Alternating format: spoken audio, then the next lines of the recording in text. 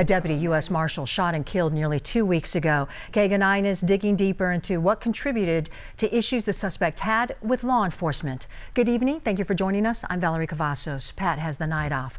Ryan Schlesinger had a complicated history with Tucson Police. It began more than a year ago when officers tried to force Schlesinger into getting help for his mental health. That action, taken by police, family, or community, is called a Title 36. Tonight, we're learning more about the process of getting someone help if they don't want it. New at 6, we spoke with an expert on mental health and the Title 36 process.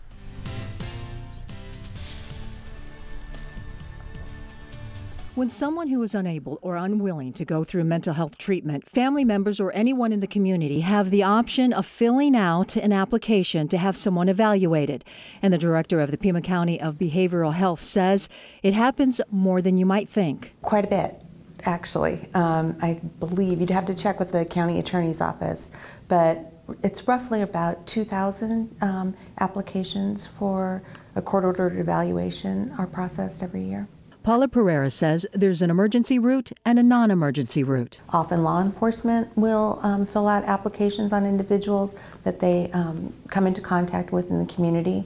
If a person is an imminent danger to themselves or others, they are evaluated. They could be held up to 72 hours while the best course of action is determined. For non-emergencies, a screening agency will go out to wherever the person is. If that person is living in a park, they'll go to the park. If that person is in a nursing home, they'll go to the nursing home, or they'll go to the person's apartment, or wherever they happen to be.